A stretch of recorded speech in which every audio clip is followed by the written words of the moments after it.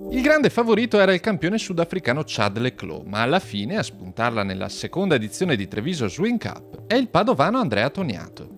L'atleta veneto, fresco di convocazione olimpica ricevuta proprio nella 2 giorni svoltasi al centro natatorio comunale di Treviso, si aggiudica così il premio Prosecco Doc per la miglior prestazione tecnica, lasciandosi alle spalle i sudafricani Jared Kraus e appunto la grande star Chad le Clos. Me l'aspettavo, non ero sicurissimo, vederlo nero su bianco è tutta un'altra cosa.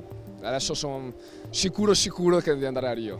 Spero di rappresentare al meglio il mio paese. Comunque l'obiettivo minimo è dare il 110%. Toniato ci ha fatto il grande regalo, dopo la gratificazione di essersi qualificato per le Olimpiadi, di essere qui presente in questi 2 giorni, gareggiando ripetutamente, quindi in un momento di forte preparazione in vista dei Giochi Olimpici, essere qua ininterrottamente per 2 giorni e con il raggiungimento delle migliori prestazioni confermare che non è venuto qui a fare una presenza simbolica ma a gareggiare sul serio, ha dato particolare lustro anche a questa manifestazione. Grandi risultati sportivi ma soprattutto un grande spettacolo alla seconda edizione di Treviso Swing Cup, evento che quest'anno ha offerto al pubblico trevigiano un succulento antipasto del grande nuoto ad appena un mese dalle Olimpiadi di Rio de Janeiro. Anche quest'anno abbiamo garantito qualità e quantità.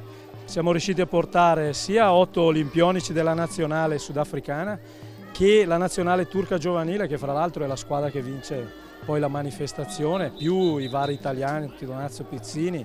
Senz'altro una manifestazione di livello e soprattutto ci tengo continuamente a riaffermare sempre con la presenza di tutte le squadre venete importanti. Se facessimo una manifestazione solamente con i grandi campioni non avrebbe senso, noi vogliamo portare la possibilità ai ragazzini di nuotare 2 giorni insieme ai campioni. Bilancio dunque più che positivo per una manifestazione che conferma alle piscine comunali di Treviso un impianto in grado di organizzare eventi di alto livello che possano contribuire alla crescita di tutto il movimento natatorio veneto, anche quest'anno protagonista alle Olimpiadi con 6 nuotatori su 35 della nazionale azzurra. Dobbiamo cercare di offrire sempre più opportunità ai nostri nuotatori veneti di avere l'occasione di vivere esperienze importanti, stimolanti, di avere realtà che non sono solo le società dove vivono in epoca giovanile, ma che in tutte le attività che loro svolgono abbiano la possibilità di avere questi stimoli che garantiscano che rimangano nella nostra regione,